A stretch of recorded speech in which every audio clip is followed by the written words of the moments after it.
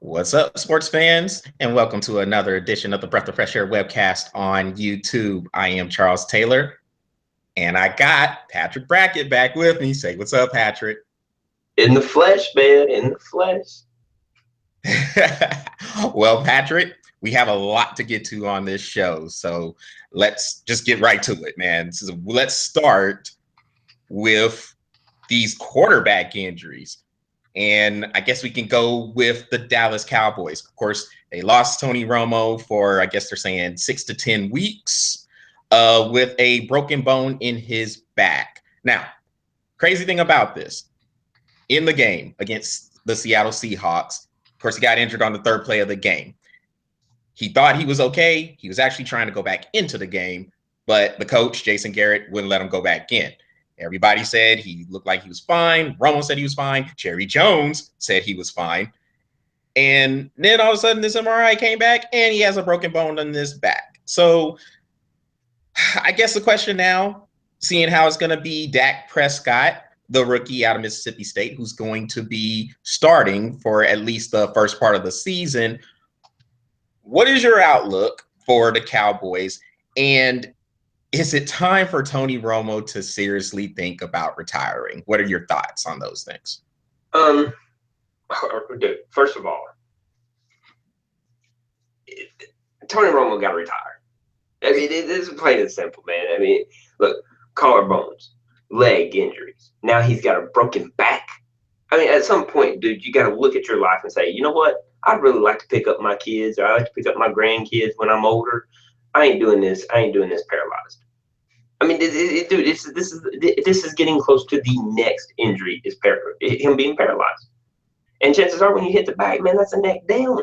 That's not a waist down. That's not your kneecap down. That's not paralyzing your pinky toe. Dude, this is neck down. Dude, you're not moving again. At this point, man, he's got to retire. He's got to retire. And this is one of those things, man, we always say. Sometimes. I mean, we know how Tony Romo is going to be. Oh, I don't want to retire. I still got gas left in the tank. And you know he's gonna try to come back this year. You know, absolutely, he's going to try to come back. But this is where me and you always say, sometimes you got to protect the players from themselves. And this is one of those times where Jerry Jones has to look and say, you know what, I got to protect Tony Romo. Not only this goes past the Dallas Cowboys organization. This goes past the NFL organization as a whole. This comes down to just people in general. And when you're trying to add value to people, this is going to be a very complicated situation, because you're taking something that Tony Romo loves to do, you're taking it away from him. But this is not about football anymore. This is about your life. You know, do you want to see your kids growing up because you're eating from a tube, or do you want to watch your kids growing up throwing a football with them, teaching your grandkids how to throw a football? You might need to think about that, Tony Romo. Just saying.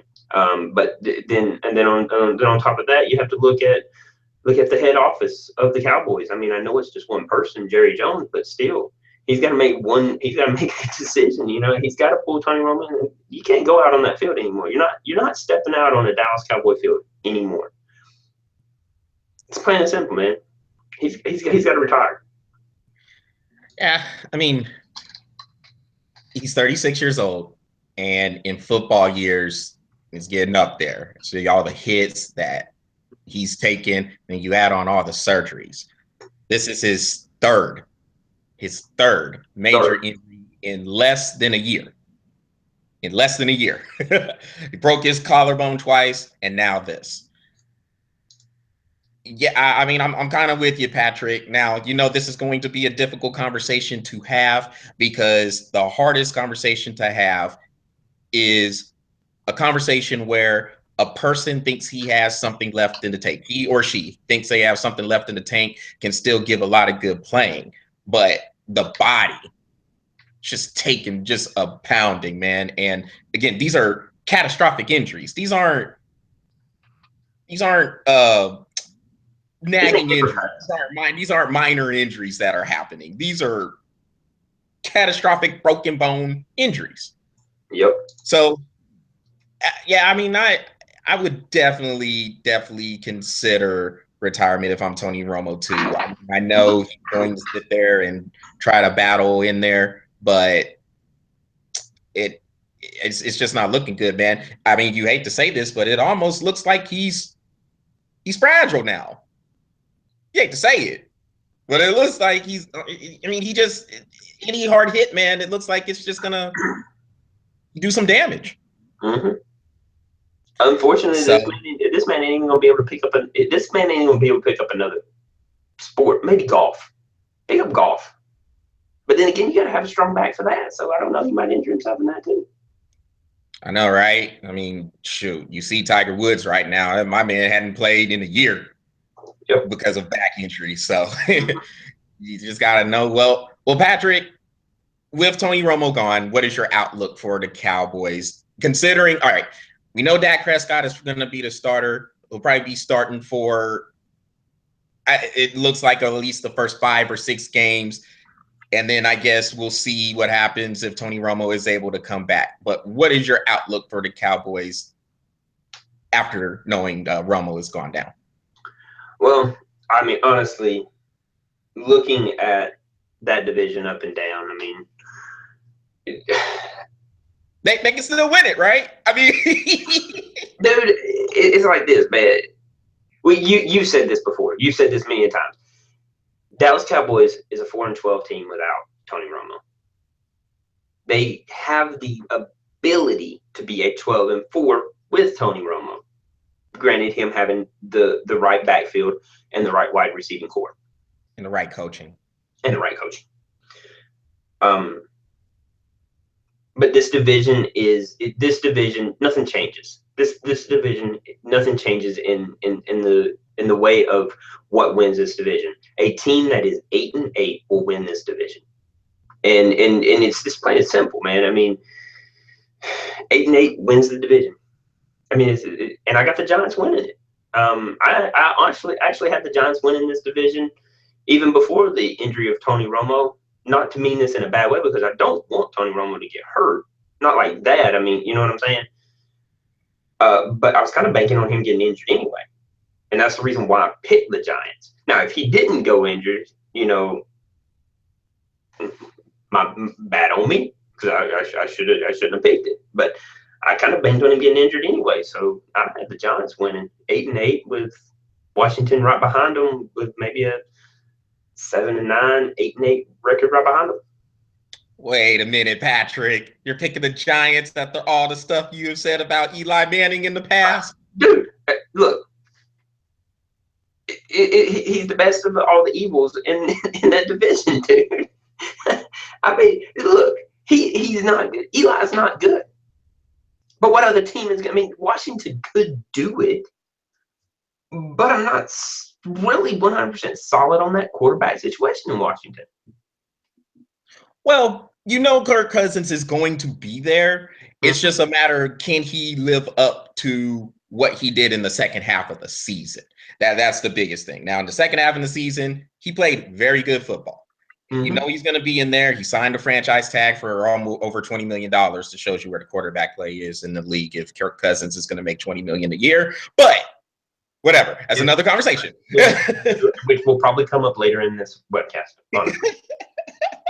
Well, but Washington to me is probably the lesser of the evils, I guess. So I'm probably right with them. The Giants to me, the jury's still out on them. I know they made some additions. They picked up Janoris Jenkins for a cornerback, and they picked up Olivier Vernon to try to shore up the pass rush. But the Giants are just so inconsistent to me, man. It just doesn't matter. These dudes haven't made the playoffs since 2011, which was their Super Bowl year. So I don't know. I have to see what's up. And don't get me started on Philly. They're a dumpster fire altogether. So I was even going to bring them up. Well, I just brought them up because they're in the division. So Philly's in that division? No, they're in their own division. Who can suck the worst? Of garbageness, yeah. But I mean, look, I'm not even going to bring up Philly, even if they are in that division. I don't care, because they're going to finish last with like a 4-12 record anyway. And that's because they might get 2 out of Dallas right now. Well, so to wrap it up, though, Patrick, you have the Giants winning the division. Well, do you think Dallas can be competitive still, at least? I think they can be competitive. They're going to make a lot of close games. I mean, dude, it's you're going to play 2 times. Dallas is going to play New York, Philly, and Washington 2 times. That's 6 games out of their entire season, right there. They'll definitely make those 6 competitive. Depending on who they have, I haven't really looked at their schedule. I haven't even pulled up the schedule for an NFL yet and looked at it. I've been more worried about college football. But depending on the rest of their schedule, which I mean, I could look up real quick right here anyway. Shoot, I'll look it up. All right, bro. So we're looking at the Giants, Redskins, Bears. Okay, look, to me personally, that's 3 losses right off at the top. And then they got 49ers, depending on So we're best. No, dude, you know what? I hope, but we're not looking good either. I say we like I play for the 49ers, but we're not looking good either. Well, you got quarterbacks that don't even get me started on Colin Kaepernick right now. We'll get to that in a minute, Patrick. Started on him anyway, but not right yet. But I mean, I'm sitting here looking at up and down outside of their division. They're going to play the Lions, Buccaneers, Vikings, Ravens, Steelers, Browns, Packers, Bengals, 49ers, Bears. Pretty tough schedule. That's a lot of losses, especially without Tony Romo. So, could they be competitive? Maybe week in and week out, but I don't think it's going to be a competitive over a course of 16 games. No. I mean, they're going to be competitive against the Giants. They're going to be competitive against the Redskins. They're going to be competitive against Philadelphia. Outside of that, maybe a couple of teams that they could probably put a little bit of effort. I mean, honestly, I'm sitting here looking at this game that's in November against the Browns in Cleveland. I'm probably going to pull Cleveland out for that win in that. But Tony Romo, I mean, they got a lot of weapons there, but without Tony Romo, man, I don't know. I don't think so. I'll say 4-12, but at best 5-11. All right, man. Yeah, I mean, yeah, I'm probably around there too, man. I may give them a 6-10 because they'll probably sweep Philly, and I think they could probably get 4 wins in that division, and they could probably pull 2 of them out. I think Dak Prescott will be pretty decent. Now, decent enough to win games, that remains to be seen. Again, the coaching, Jason Garrett, they're gonna have to step their game up. It's just that simple. They cannot go in here thinking they can throw the ball 50, 55 times. Run the football with Ezekiel Elliott, Alfred Morris, and get the ball to the weapons. Get the ball to Dez Bryant. Get the ball to Jason Witten. If they can do that, then we'll see. But yeah, right now I'd say about 5-11 and at the with Prescott under center right now, man. Honestly, shots over the center get you 5, 6, 7 yards. In this case, man, less yards is probably better. Less yards is going to mean more, because I mean, Dallas is going to have to set themselves up for, I mean, literally like 2nd and 3s, 3rd and 2s, stuff like that to make those short gains on those more critical downs.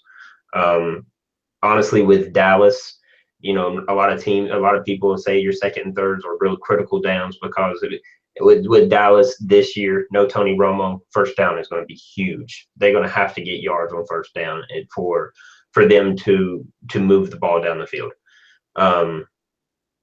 If they can do that, then maybe. All right. Well, we'll see how that works out for them, and shoot, the season starts in a couple of weeks, so it'll be interesting to see how that works out. Well, Patrick, let's get to another quarterback injury. So Teddy Bridgewater for the Minnesota Vikings went down on Tuesday with a torn ACL and a dislocated knee. So now, wow, what is the outlook for the Vikings now? Now, the thing with them, they ran the ball a lot, even with Teddy Bridgewater in there. So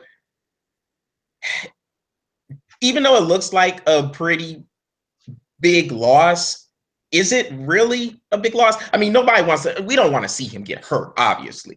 But can Minnesota still function without Teddy Bridgewater? Not in this division. Maybe if they were in the East, maybe. But dude, you got the Green Bay Packers and Chicago Bears in that division, and let's be completely honest. In this division, this is a defense driven conference or conference. This is a defense driven division. Minus, well, I say that they used to be, but these teams are becoming very balanced. Detroit, I mean, Detroit's Detroit. You expect them to blow teams out 67-0 in one week and then lose 67-0 in the next. So Detroit we'll see. Me personally, I got Green Bay winning this division. But I think Chicago is going to show. I think Chicago is going to show up to more of those games than most people may give them credit for. So with losing Bridgewater, who has been more than likely more of a facilitator in that offense than most quarterbacks that Minnesota's had, and even most quarterbacks in the league, mostly because the quarterbacks suck in this league right now. They need Bridgewater. It's kind of hard. I think they need Bridgewater because Bridgewater, he knows how to extend plays and he can make plays with his legs, but he also has an arm that gets the ball down the field. I know they run the ball with Adrian Peterson a lot, and probably he's going to get his 25 touches per game now. But without Bridgewater, there's really nobody to pass in Minnesota. So I'm thinking they're probably going to finish third. I don't think they're going to. I didn't have them finishing better than third. So I think I don't think they're going to lose anything, but I don't think they're gaining anything either. They would have had a better chance of taking second with Bridgewater, but I still got Green Bay winning that division. Yeah, I mean, I had Green Bay winning the division too. I thought Minnesota could get about a 10-6 record though, because Minnesota, and you've heard me say this a lot of times, Minnesota, they have that formula. They run the football well with Adrian Peterson back there, and they have good defense. So if you can do those two things, you can win any week in the league. If you can do those two things. Now, the thing with Bridgewater, and the reason why I don't know if it's that big of a loss, is because they never really let Teddy Bridgewater throw down the field. It was still a lot of dinks and dunks and 5-10 yard passes. So unless they were planning on letting him go down the field more, that's where I'm drawing the blank, I guess, as to if it's a big loss. If it was somebody like Aaron Rodgers or somebody, obviously that's a big loss. But Aaron Rodgers can go down the field and with no issues. Yeah. I mean, they let that man throw the ball. And I mean, even some of the other quarterbacks, they let him throw the ball. I mean, I don't know if they were going to let Teddy Bridgewater go down the field, then yes, I could definitely agree with you there. But look, he's better than what they have backing him up, obviously. Oh yeah, dude, they got Sean Hill coming out, dude. Sean Hill, yeah. I mean, come on, dude. What, 20 years in the league and he hasn't started a game in 15? Yeah. So yeah, but I mean, personally, they're going shopping because I mean, dude, this is a dislocated knee and a torn ACL. There's no guarantee that he's going to be back for next year. Yeah, I mean, they're definitely gonna see what quarterbacks are out there, and who knows? I mean, they might pick one up in the draft next year. Now, I don't know what quarterbacks are coming out next year, but I mean, yeah, they can definitely go shopping. They're gonna go shop. They're gonna go shopping next week because there's gonna be some quarterbacks who are gonna get released because they got to cut the rosters down. So shopping today. Yeah, he went down. I guarantee you they were looking on Amazon for a quarterback. Yeah, man, I'm sure eBay was open market. But yeah, I mean, but Minnesota, because they have Adrian Peterson and they have a good defense, I can still see them getting second place. Chicago, to me, I think Chicago has a lot of young guys now, especially on defense. So I think it's gonna take them a little bit to gel. So I can see Chicago. I think they will be improved, but I think I'm looking at Chicago being 7-9, maybe 6-10, 7-9, and probably the same with Detroit too. So I think Minnesota with Bridgewater around 10-6. Without him, I can still see a 9-7. Because their defense and that running game is still pretty deep. Now, Sean Hill or whoever's quarterback, they're going to have to make some plays. Obviously, they're going to stuff the box. People are going to try to take Adrian Peterson away. It's going to be 8-9-man boxes. So, he's going to have to make some plays. But as long as you got that formula, yes, Minnesota can still win some games, I think. Yeah, I mean, me personally, without Teddy Bridgewater, I have Green Bay going 12-4. They have a pretty. I mean, especially with Jordy Nelson coming back. I mean, I know he back like late at the end of that season, but it never really. He never really got back into the groove. I mean, now he's going to be in there with the pickups that Green Bay picked up. They had a fantastic draft this year. So I got Green Bay going 12-4, maybe 11-5. With a win in that division. Chicago, honestly, I got them going 9-7. And that's my second pick.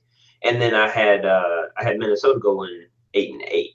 And the only reason why I had them going 8-8 this year, and I know they won the division last year, and they had a great formula going in, but I think with Green Bay, or not Green Bay, but I think with Chicago's vast improvement with what they did, they brought in a lot of young players. But this is really the first year that this head coach, I can't remember his name, but this is his real first year. Huh? Don Fox. Yeah. This is like, so this is his team now. Like, this is his team. So with everything that Chicago's done, everything that Green Bay has done, I think Minnesota's going to struggle a little bit more this year. And mostly because, like you saying, Teddy Bridgewater just can't go downfield. They haven't released him to do that yet. Now that he's out, I mean, I still don't see him doing better than 8-8, but I can also see him doing worse now. But then Detroit, again, I got them going to 8-8, somewhere around in there. I really didn't see Detroit improving any. Yeah. Well, all right. Well, we'll see. We'll see how everything turns out with Minnesota. I know that, like I said, I mean, hate to see Bridgewater going down because a lot of people thought he would have a much better year than what he had last year. Not that he had a bad year last year, but yeah, a lot of people thought he could kind of break out this year. So it's bad to see him go down with that injury. Yeah, absolutely. And you're looking at 2 years, almost 2 years that he's not even going to be in that lineup. So. All right. Well, Patrick, let's move on to Colin. Well, hey, we'll see how it goes. So, okay. So Colin Kaepernick, been in the news. Of course, he's the quarterback, one of the quarterbacks for the San Francisco 49ers, and he's come under fire. So he decided he was not going to stand up during the playing of the national anthem. So a lot of backlash has come, a lot of support has come his way. And I guess it just depends on what side of the fence you are on. But basically, Colin Kaepernick's views is he's upset with how a lot of the things are going in the country. So what are your views, Patrick? I'll just kind of just let you have the floor with this, and then I'll come in. You say your views first, because this will be long-winded for me. And you might not get any words edgewise when I get started. I always get a word, always. But no, look, man, this is how I feel. I just think this. When I first saw it, when I first heard what he did, I had the response a lot of other people had, which is, what the hell is he doing? Why is he not standing for the national anthem? What is going on here? Mm-hmm. All right. Instead, though, before I went and called him an idiot, I had to sit back and I had to remember what I tried to do. I had to look into myself and I had to remember this is what I try to do. I try to look at why a person did something instead of the what, because everybody talks about the what. So I wanted to sit there and look at why he was doing this. So I listened to the interview he had on Sunday, and he was talking about how there's a lot of issues with politics, a lot of the incidents and the killings of minorities, and how he felt like minorities were being oppressed. So, with all that said, I I think he went and he did his homework. Coming out of that interview, I think he did his homework. Can he do more? Yes, he can do more, and I'll point that out in a minute. But it looked like he did his homework and he understood he was going to get some backlash from doing what he did. I think if not, then he wouldn't have done it. So he's sticking to his guns right now. He's saying he's going to continue to sit when the national anthems are being played. I think he's a little misinformed with a few of the things he said. For example, the whole thing about oppression. We're not oppressed, not in these days.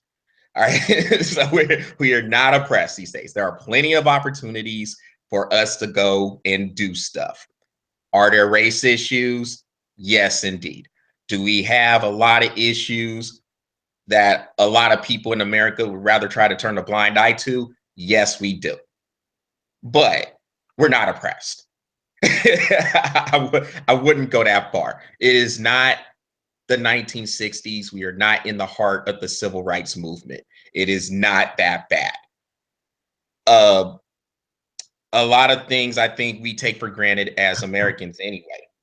So because it, we complain about a lot of petty stuff, but dude, we really don't realize how good we have it, honestly. Nobody does. Honestly, I'm gonna say that real quick. Nobody does. That's any race. Whites, blacks, Hispanics. Doesn't matter. None of us are really appreciative of what we have in this country. Yeah, so I just think looking at it overall, would I have handled it the way Colin Kaepernick did? No, I wouldn't. I would have stood for the national anthem. But if this is the way he felt like he could go about making a stand, I'm not really faulting him for that either. Again, it's the United States Constitution that says you have the right to freedom of speech. So did he do anything wrong? No, he didn't do anything wrong. How you and I feel or how anybody else feels, that's honestly irrelevant in that regard. So, I mean, we all have our opinions on how he did things, but he didn't do anything wrong. He didn't commit any crimes. He didn't do anything like that. And I just think some of the media coverage out there is kind of putting him out there like he committed a crime. That's not the case. He didn't do that. If you want to disagree with what he did, okay, cool. But he didn't do anything wrong. So now he's gonna have to continue to stick to his guns, and then we're gonna see what happens in the future if he ends up getting cut, if endorsements start going down, and all that other good stuff. Let's see if he continues to stick to those guns. But for now, hey, look, man, he made a stand, and I know you and I always talk about people making stands and not worrying about the public outcry. So far, he's standing up to it. He's got my respect for that. If that continues. My turn. Yep. Okay. You're absolutely right about the freedom of speech. The first article of the Constitution says that yeah, absolutely he can do it. Well, guess what? That also gives me a right to smash his face in with every remark that I'm fixing to say. Of course. With that being said, first of all, he needs to educate himself a little more. My butthole is oppressed more than he is. My butthole has to push shit out of it. And that is oppression. Sorry, butthole, but that's what you get to do. Colin Kaepernick. Is that where we're going with this, Patrick? Really? The booty hole? Yes, that's where I'm going with it. Second, if he is so pissed off at this country, then leave. This is about respect. This is about respect for the people that have died for the flag. Now, you know me, Charles, I'm not a huge government fan, but I will say that I respect the country that I live in because I put 13 years in. What he is doing is he is throwing disrespect not only towards me, but he's throwing disrespect to every person that has fought for that flag. Whites, blacks, Mexicans, Hispanics, Puerto Ricans, Asians, doesn't matter. That is disrespect, and that is blatant disrespect. If he doesn't like it, then get the hell out. That's what I say. Can I cut it off? These people have no. It's my turn. It's my turn. No, you cut me off. No, Patrick, you cut me off one time. You cut me off one time, so I give them my time too. So I just really wanted to say, just real quick, to be fair, during the interview on Sunday, he did say his actions were not intended to offend anybody who has fought for that flag. He did say that. Now, whether or not, I mean, we can't control how people think, but he did say that. I just want to put that out there. Okay. But even though the words that you say, it is not what you intend, it's how people perceive it in this PC America now. So therefore, it doesn't matter what he does, he has disrespected the people of America for that. I totally agree with you, though, with one thing. He shouldn't have done it. He should stand up. If he has a problem with it, then, like I said, get out or become a politician. Fix it. But the people that have died for that flag is the reason why he gets to sit on his ass and be a jackass. The people that died for that flag is the reason why he gets to make $19 million a year to throw a freaking football. Get your ass up off the bench and at least respect the fact that you get to do that. That's what I say. And if he can't do that, like I said, roll, buddy. Go make $19 million overseas. Oh, wait, you can't because they don't make that much money over there.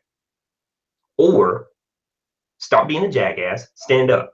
Last time I checked, though, Charles, the people that he is really pissed off about is the white people. Last time I checked, he was raised by 2 white people. What about all the people that bought his jersey that is Caucasian? He's a jackass, and he has lost every bit of respect for me. All right. Well, again, I guess it just depends on what side you stand on and stuff. But again, Patrick, I say if you're upset because of how he handled it, I think that in a way that kind of goes against what we say about people and how they decide to make their stands. He's not caving into any type of public outcry right now. So yes, I agree with you completely about how he handled it. He could have went about it better. But again, man, if he thinks this is his way to get people talking, which really that's what his actions are that's really at the end of the day, that's what they were intended to do, to get people talking and to have people hopefully take some action against these issues that continue to plague us. I mean, we've made some steps. Well, I mean, I think we're better than what we were back then in the 60s and 70s and all that, but man, we still have a long way to go. So does he have to do some more homework? Yeah, I think he does have to do some more homework. But again, man, after listening to him on Sunday, because I want to see why he was doing this, not necessarily what. Yes, you can look at it as he's disrespecting the flag. I get it. But he came out and he said it wasn't intended for the military to get offended. We cannot control how people feel. Nobody can do that. People are going to take that as they may. And I know when he did those actions, there was a lot of military people who came through like, oh, you're disrespecting the flag. You're disrespecting the flag. I mean, I guess you could look at it as disrespect. I mean, I can understand where a person is coming from on that. But at the same time, Patrick, why does it take something like this for people to all of a sudden say, oh, you're disrespecting the flag, you're disrespecting the flag? A lot of people are not patriotic like that. It takes something like this to get them talking. So to me, if you're patriotic, like a lot of people claim to be, show that every day. Show that all the time. Don't just come through and say, oh, this is disrespect when something like this happens. I don't know. I think I want the consistency with it. And it just seems like too many times it takes something like this, if not something else catastrophic, for people to start talking. Talk about how patriotic they are. I don't know. That's how I feel. On that, you make a very good point. People need to be a little bit more consistent with what's going on. I agree that it shouldn't take something like this to get people talking, but I can tell you right now, I don't see somebody like LeBron James doing this, who is hated by 20 times more people than Colin Kaepernick could ever even imagine before this. But on a consistent basis, what does LeBron James do? He gets people to side with him, and then he represents that in a very professional way. We've always said that LeBron James is a very, very smart businessman. There's a lot of things I don't like about him. There's a lot of things that I'm tending to give him more respect for. But never would you have seen LeBron James do this. Colin Kaepernick, on the other hand, needs to educate himself more. He needs to find ways, outlets that is going to get his point across without being so dumb about the situation. And that's my problem with it. There is so many more outlets. You live in a world where data and education and knowledge is at your fingertips, literally at your fingertips. You can look on your phone for anything that you want to know, literally anything.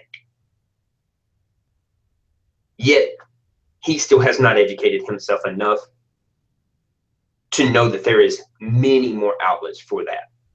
I'm not saying that he needs to go protest, or I didn't need to say anything like that, but LeBron James stood up at the ESPYs with Carmelo Anthony, D Wade, and somebody else, and he made his point. He made a point, and that got people talking. Why? I'm just saying. Now, this fool is sitting down on the national anthem. Dude, all right. Look, stick to your guns. When you lose all your money, stick to your guns. We'll see how far you go. That's all I'm saying. I still think he's a fool, but anyway, audience, this will be the first time you see me and Charles really disagree. And now that that's over, I'll start getting happy again. And Patrick, you're never happy, really. But I laugh a lot. Nah, but I'm laughing at people, but still. Yeah. No, but hey, this will be something that will definitely follow, man. And I think a lot of stuff will start happening with this, because it's not one of those things I think will take long to play out. We'll see how people respond. We'll see how the 49ers respond, if they're going to end up cutting him or what's going to happen. So a lot of stuff will start to come out in probably the next week or so. But Patrick, we will hold that conversation for another day. Okay. Let's move on to Tim Tebow. And Tim Tebow playing baseball. Well, not playing baseball, trying out for some teams. Apparently around 27 teams is what I heard, had scouts there to look at him try out in Los Angeles. So I heard that from the MLB network, that it was a pretty good workout, and he may get a minor league deal. Now, Patrick, you and I have talked about this off net, and you weren't a fan of him trying out for baseball. And I'm still why you feel that way. Well, first of all, he's not a baseball player. I mean, he's not. He's played football for so many years. He hasn't played baseball. And don't get me wrong. I mean, I'm saying I sit and looked at a lot of his things that he did, A right fielder running 6'7", 60-yard dash, fairly good. I mean, don't get me wrong, that's pretty fast. I know it's slower than what they look for. I know that. I saw a lot of throws that he was making from right field. Okay, they were okay. I'm not going to sit and say that he's going to throw anybody out during those tryouts, but maybe during a game, I don't know. And then I saw a little bit of his, or read some of his live pitching and what he did, and said that he struggled with that a lot. All in all, I haven't seen any like unofficial transcript or an official transcript stating that if he was a B or a C player or whatever that is. I don't even know what scouts were really scouting him. I know that he was doing it. Where was he? Where was his tryout at? It was in Los Angeles. It was in Los Angeles. So I know that they're only going to have probably 7 or 8 scouts that really can look at him. A few from the East Coast, a few from the Midwest, and a few from the West. Patrick, 27 teams, though. I mean, that's a good amount of that's almost every team. I guess it wasn't like one of the I don't know what scouts they tryouts. I guess it was a tryout for him. Yeah, I guess it was like just representatives from the stuff that came. But yeah, there was a lot of people, I guess, coming out to look for him. And I don't know. I mean, that's a lot. I mean, yeah, that's more than I thought showed up. I didn't think that would mean he was going to show up. Because they were saying 20. And then apparently, I guess it ended up being 27 teams that were represented. Some were scouts, some were like other representatives. Oh, you know. Yeah, because normally when they say 20, you can bet on about 12 to 15 showing up. And that's what I was kind of banking on, was 12, 15 to show up. But if they had to, you're probably looking at about 15 scouts and 12 representatives from the teams, which is fine. Okay, I can see where there's that many people. Okay. But I don't know, man. I mean, yeah, from what I understand, they threw him a lot of toss balls, and he hit about 8 of them out. Okay, cool. Live pitching, he didn't hit any out. Live pitching is a lot harder, I understand, but I also know that he struck out a couple of times. So I guess it kind of depends on what you're looking at as far as baseball. I mean, if he gets a minor league contract, hey, good for him. I don't really think that he's pro material. I personally think he probably should put in a bid for maybe Minnesota, be a quarterback there. I mean, he has a good chance of making that now, because I mean, it is Sean Hill, just saying Tebow. From what I understood, when you told me earlier about Bridgewater, I went and checked ESPN and started reading some stuff on ESPN and Fox Sports, and they're talking about trying to get Colin Kaepernick over there now.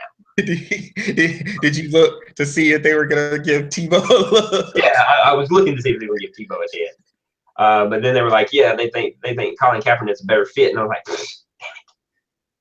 They're never going to give Tebow a chance, are they? Yeah, man, that Tebow thing. You know what, Patrick? I agree with you, though. I personally would like to see Tebow make another run at football. I think, and I still believe this to this day, he can be a good quarterback in this league if he gets another opportunity. I don't think he got a fair shake in Denver. I really don't think he got a fair shake in New York. That was just a mess in New York. New England, he was going to be just a specialty guy. And then the Eagles were a mess when Chip Kelly was there. So it's a good opportunity in Minnesota. You know he's going to be a quarterback for 2 years. Well, I think maybe if that doesn't work, if he doesn't have the chance to go to Minnesota or whatnot, I actually said this in the article that I wrote. Maybe he can go to the NFL, get his stuff together for a year, work on the mechanics and stuff, because you're going to get to throw in the CFL. I mean, they have a lot of 65 to 58 games up there. So yeah. you can a lot. So you can work on the mechanics a little bit. And I mean, there's been a lot of quarterbacks who have resurrected their career in the CFL. They might have had some run in the NFL. And then when they went up to the CFL for a year and a half or whatever it is, come back to the NFL, got some good tape, and now you get a shot. Tebow, to me, I think could still be a good quarterback in the league. I think he has shown it. Was he consistent with it? No, he wasn't consistent with it, but you could count on him to battle and get stuff done.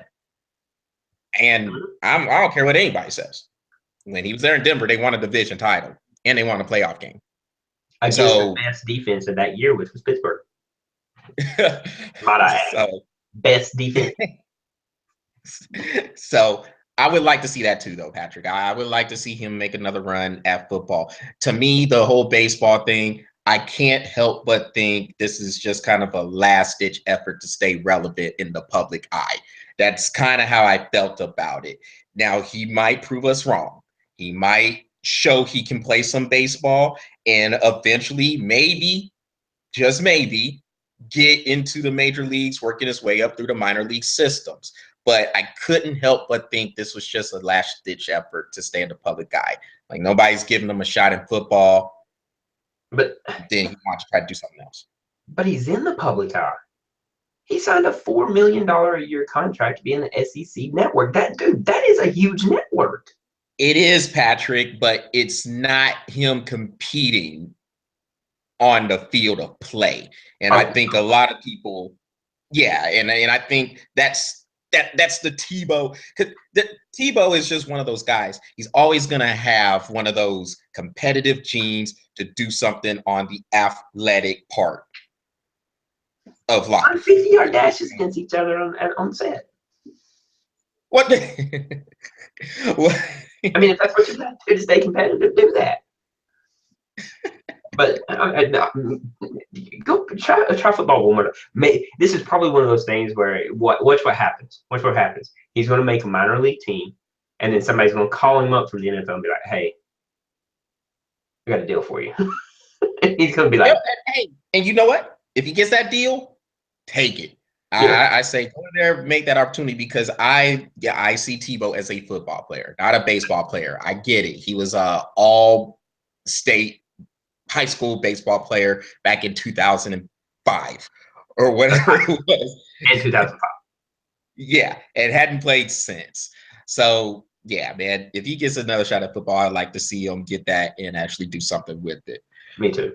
And he has a great opportunity with a lot of these teams that's getting injured. Or a lot of these quarterbacks getting injured, unfortunately. And then, I mean, dude, Minnesota, I think it'd be a great fit in Minnesota. Dallas? Dallas, yeah, absolutely. I would love to see him in Dallas. I'd have to go 8-8. Well, Patrick, that is a Tim Tebow specialty, 8-8. Especially in the NFL. Well, Patrick, we have time for one more topic, I think, man, and we'll move on to Hope Solo. So we didn't get the chance to talk about Hope Solo we haven't been able to do the webcast, did a little bit, but Hope Solo made her comments during the Olympics after the U.S. got knocked out by Sweden, talking about they played a bunch of cowards, and then I guess the U.S. Women's National Team Committee or whatever suspended her for 6 months. In essence, this could be the end of her international career. Now, they kicked her off the Olympic team, dude. Yeah, so, dude, I mean, to me, now look, to me, Patrick, I'm sure, I don't know if you'll agree or not, but to me, this seemed like a lifetime achievement suspension, because she has been what it is, dude. she has every single year. She has said something or done something stupid, and then, I mean, literally, just like the Olympics, she sets a goal every 4 years to top what she did the previous 3. She's like, this is going to be the Olympics of my screw ups this year. Oh, and I'm going to be in Rio doing it. This is great timing. This is a lifetime achievement. She has finally achieved what she has dreamt of for the past 10 years. Fantastic. Hope Solo, way to set that example. The the thing is with the U.S. team or the committee or whoever oversees the women's national team. Actually, I will give some credit to Rachel Nichols. I was watching her on Pardon the Interruption, and she said basically what I was thinking. If you're going to suspend Hope Solo, why didn't you do it when she had these domestic violence cases against her? Why why did it take her saying these comments that, let's be honest, man, if we're gonna dive into it, Patrick, dudes say this all the time. Men say these type of comments all the time about being a coward or about whatever. Refs cost us this, refs cost us that, all this stuff, and they don't get punished for it. Hope Solo calls the team a bunch of cowards, suspension. So, and then kicked off the U.S. team. Yeah, and then kicked off the team. So look, I again, this just seems like that's why, and that's the main reason why this seems like a lifetime achievement suspension, because she has been off and on in trouble, always doing some sort of controversial stuff. And you mean to tell me this was the last straw? She called the team a bunch of cowards. Now, was she did it seem out of place for her to say those? Yes. I mean, it sounded like she was a big sore loser. And let's remember, they lost that game on a shootout, which means, Hope, you couldn't stop any shots. So, so you couldn't stop any shots. You're just as responsible for them losing as anybody else because they lost in a shootout.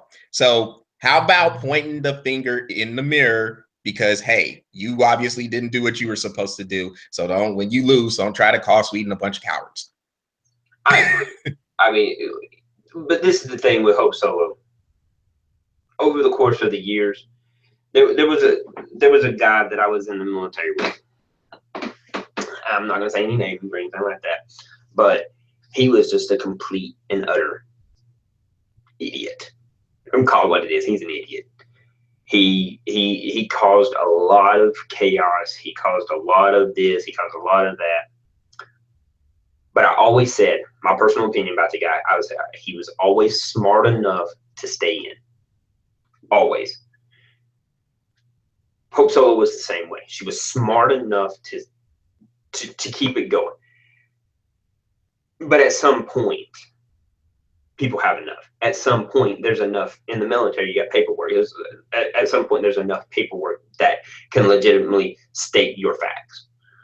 That's what happened with Hope. She eventually just had enough to kick it off so that she could get kicked out. I mean, when you look at everything that she did, she always handled it just good enough to get by.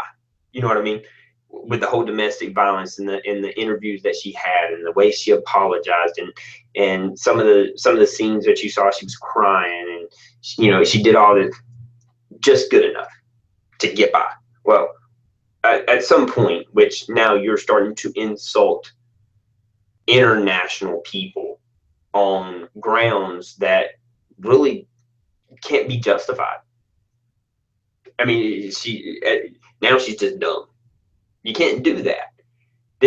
You're bringing people together to be competitive on a world stage, but show sportsmanship, and she couldn't even do it. So to me, she got what she deserved. Honestly, I mean, I hated to see it, but she got what she deserved. She made the statements, she made comments, and now she has to live with those comments. It's unfortunate, it sucks, but you know what?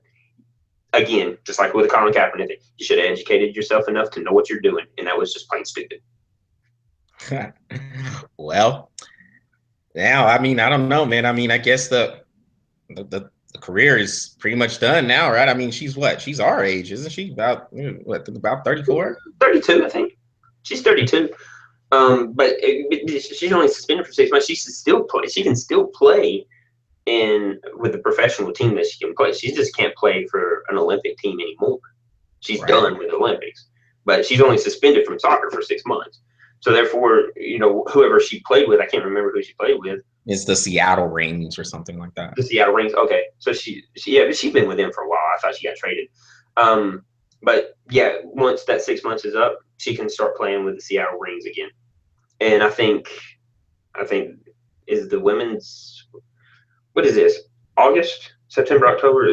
So soccer starts for them in like February, right? Yeah, I'm not sure, to be honest, man. I think it's around that time, but I'm not for sure. I think it's February, and then the way I see it, I think that suspension would start in February, and she would miss the first 6 months of the season. If I read it right, that's the way I see it. Well, Patrick, hey, we'll see what happens with Hope Solo, man. But I guess we're gonna wrap this show up and get ready later on in the week for our college football preview. So that'll be fun. Yes. Patrick and I will start to come out here in our jerseys and stuff and represent for our teams. And we'll give you wear a shirt. Remember the last time I was sweating my butt off with that jersey I was on? We'll try to cut the show down a little bit for you so you're not sweating. But we look forward to doing that show coming up on Thursday evening. So we'll pick the conferences who we think will win the conferences, and we will also look at the big games coming up for this weekend, the Labor Day weekend. So with that, check us out: Facebook, Google Plus, Twitter, LinkedIn. We're on all those. So check out the show, like us, +1 us, tweet us, whatever. Subscribe. Check us out. Let us know what we're doing. And again, we will respond. So any last words, Patrick, before we go? Yeah, I got some. Be ready for all y'all that wants to, that don't believe that this is live show shooting off the top of our heads. Be ready. Me and Charles is starting to do live shows where you can actually come in and participate, whether you want to participate or not. But you would be able to watch us live and see that this is all happening at that time, and then we post it. So I think we're going to try to start looking at that probably in the next couple of months. So if anybody wants to get on the show, send a shout out, and we'll see if we can get you on there. Mm-hmm. Yep, good point. Because I did make that post on Facebook too, man. I want to make sure that got put out there also, since everybody doesn't think to see we do this right off the top of our heads. We need a script. No, we don't. So we yeah. Well, until the next time, guys, until we do the college football preview, everybody have a good few days, and we plan to see you here Thursday evening. All right, take care.